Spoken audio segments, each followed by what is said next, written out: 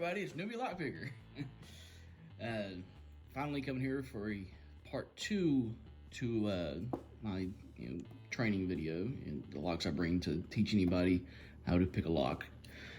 My classes, or when it's one-on-one, or when I'm just bored and somebody wants to know how to pick a lock, and I'm like, oh, okay, come here, because in this hobby, it's nice to make a little bit of money to offset all the huge amount of, anybody that's had this hobby for a little bit knows how expensive it gets, especially buying the locks. The tools can be expensive at first, but that's picks break, but it's usually a one-time purchase, or at least a one-time in so many months purchase. Locks, well, they are expensive.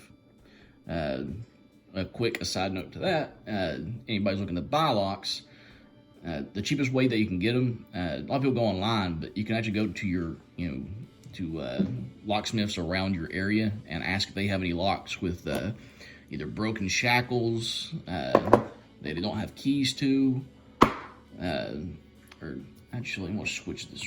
Well, no, I forgot what I was using that one for. And you'd be able to,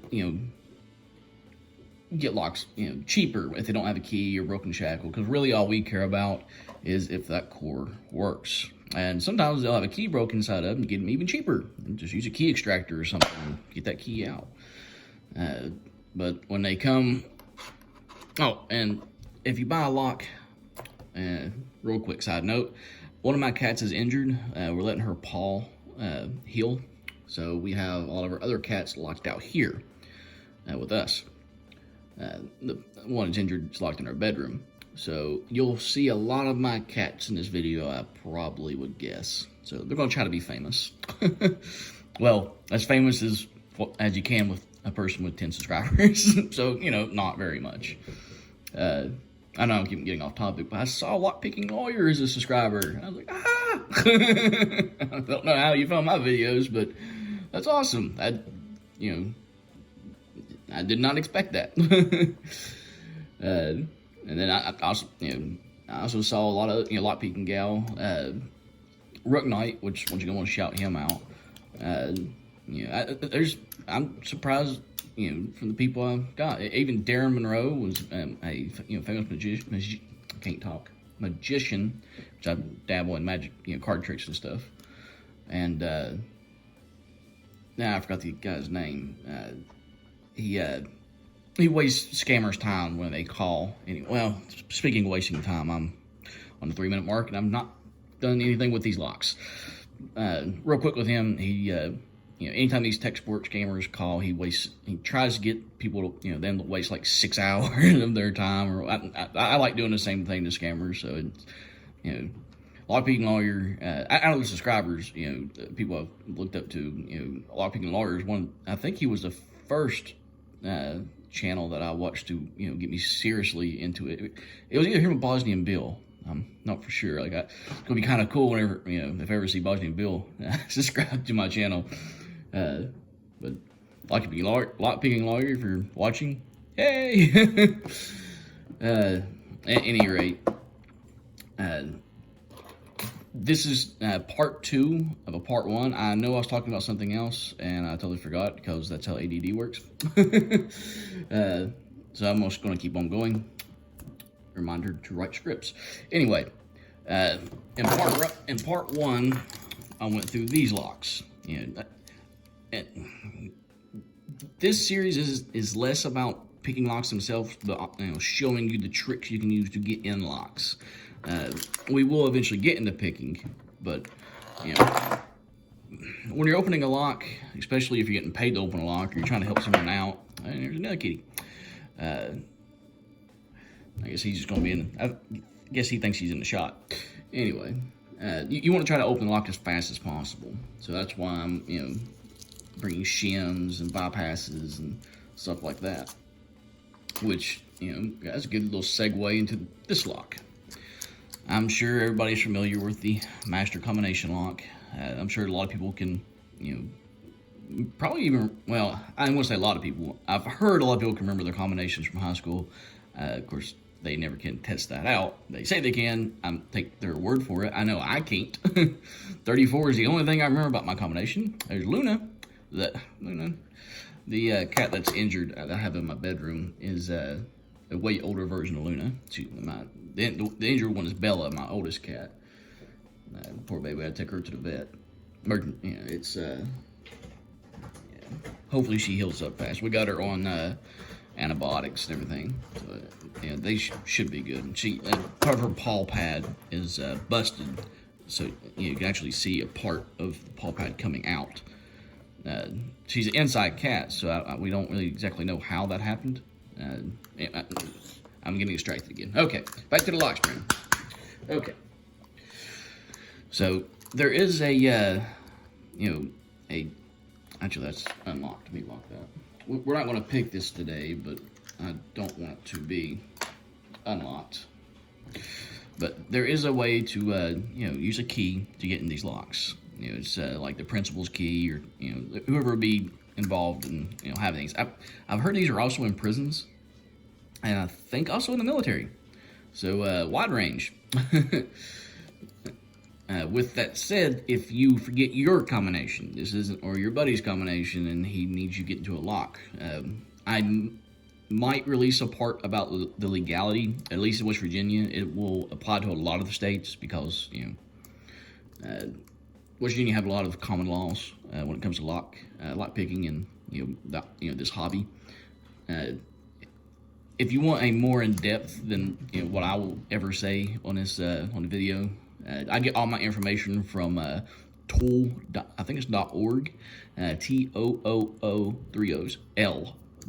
Pretty sure it's org, but it's open organization of lock pickers.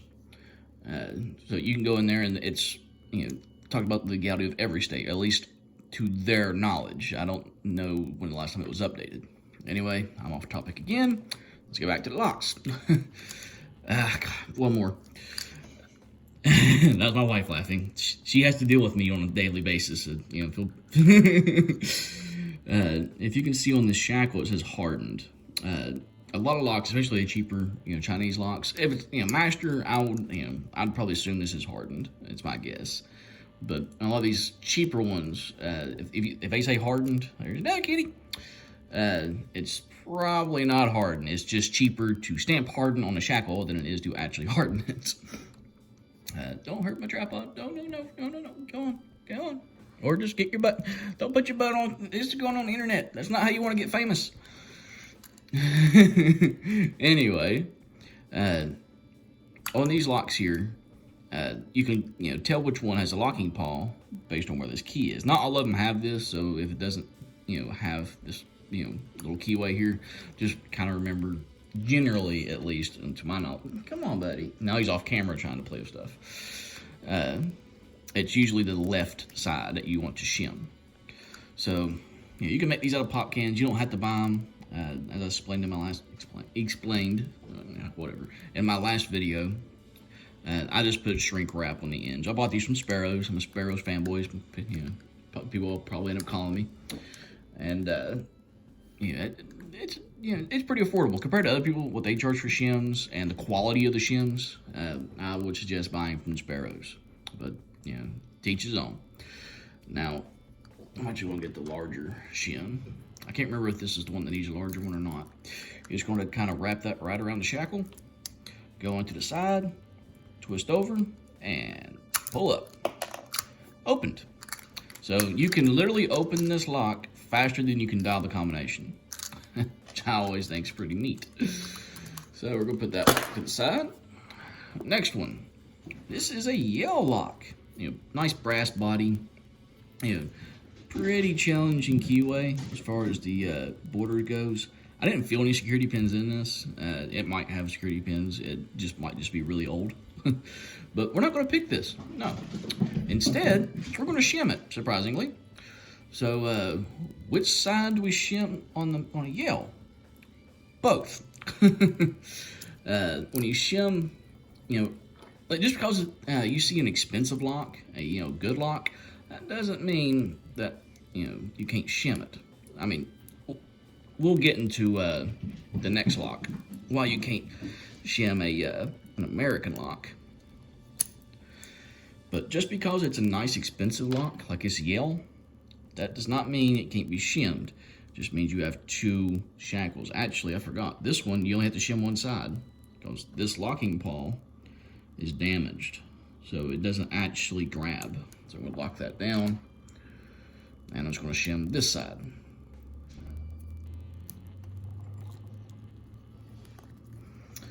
Now, watch me.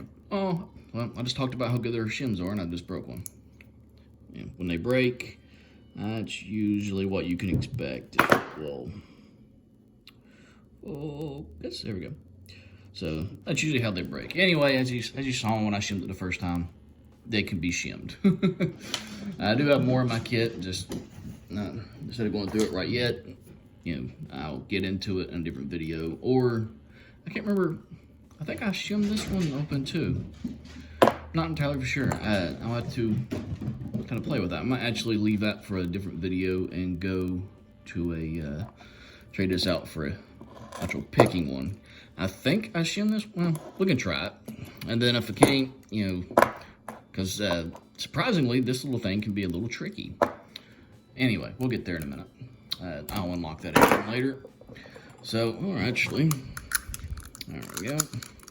Video 2's locks. Here, as an American lock, one of the, as far as price goes, one of the, in my opinion, big star there, or asterisk, in my opinion, it's one of the best locks you can buy at the price point. The American had a problem when they first came out. These are chock full of security pins. Sometimes even the key pins are serrated, which might get. I can't remember if I explained that.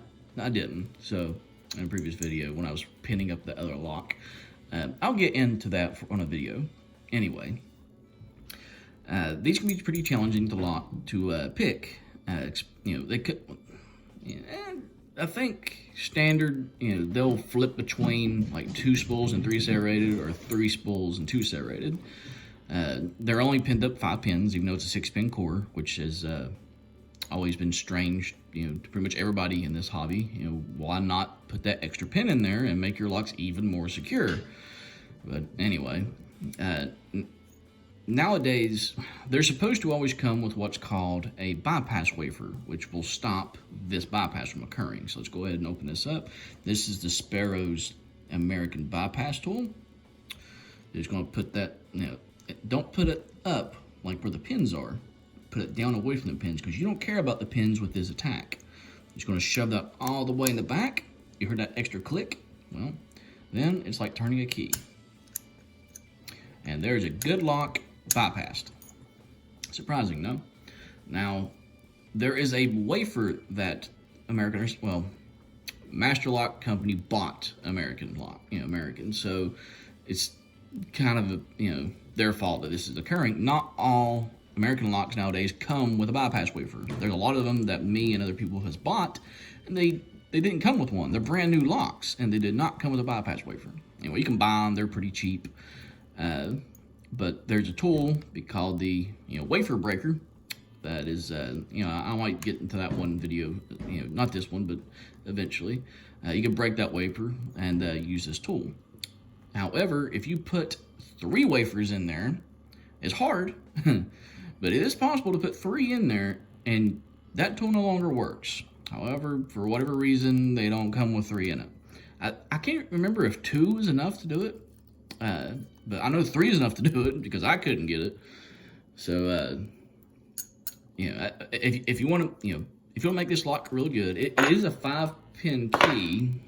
This isn't the key to that lock, but it is a 5-pin key. But you can always add another pin to ride on the edge of that, bitting, to make it a 6-pin lock, and for the key to still work. And put a nice security pin in there.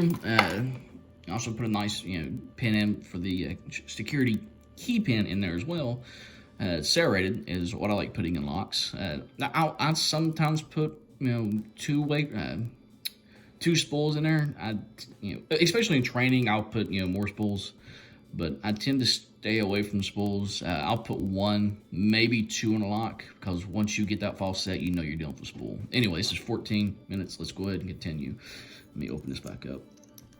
We'll actually go to pick an American lock as the last lock in this series. But that's later on down the road. So and of course, in a video, it's always good, anytime you pick a lock, to try to quickly take the core out, dump out everything, neatly. That's really, I don't have a pinning tray. The pennies are showing. I use these to show my bounds of a camera. So if you ever see that in the frame, that's just because my camera moved, or I moved the pennies. Anyway, off track again. 15 minutes. Come on.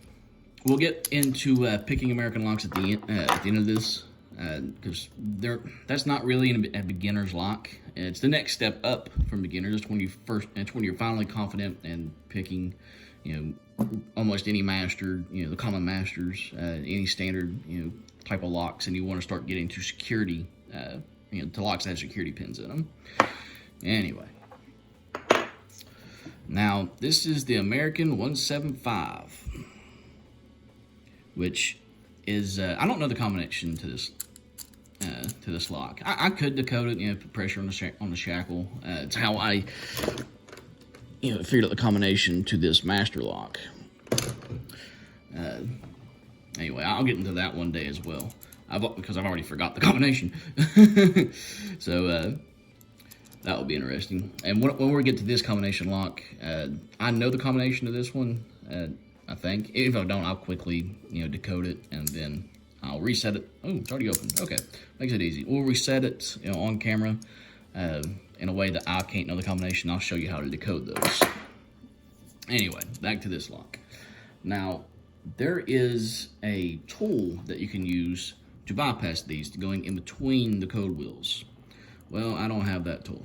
So, what I do is I go in there with now, there is a risk doing it with this, and that is you could break your pick. There we go. So, be aware of that. If you do the bypass in this manner, instead of going between the code wheels and just, hitting up, or levering up, then you could break your pick. I've tried this with Despero's decoder that's meant to decode, these locks here, because it's really, really thin.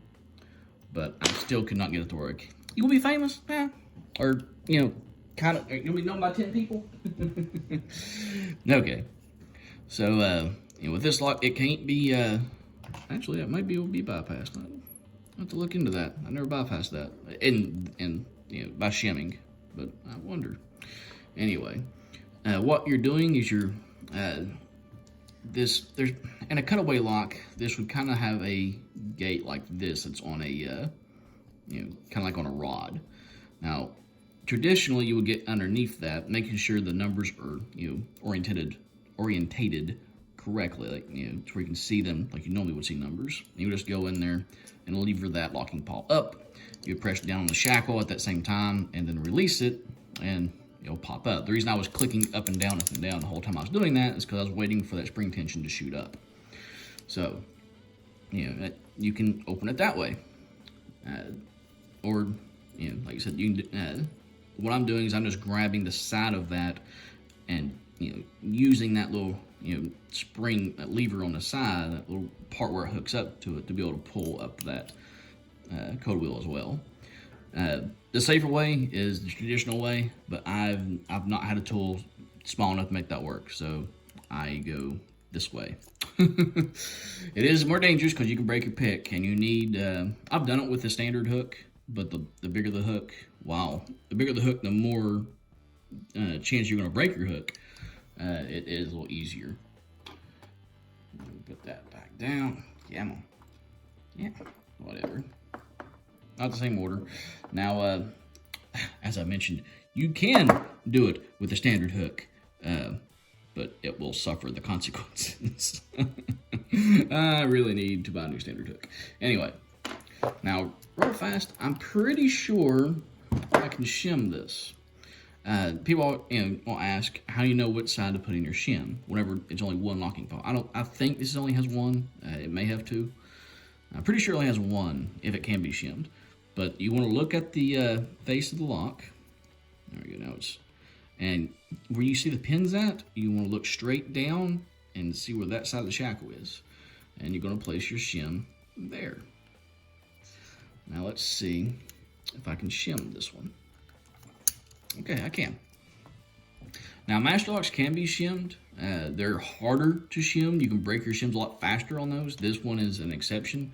It's only has locking paw on one side, and it's pretty easy to get into, or pretty easy to shim. This one, not so much. We'll get into that in the next video. It's already 20 minutes long. I'm sorry for that. I'm trying to make my videos quicker. After I do, all these parts to this, while I teach in class, I will try to slim these down to 10 minutes max, to get, people more able to, sit through the entire video and get used to my twang of an accent, my speech impediments, my stutter, and my long pauses. So,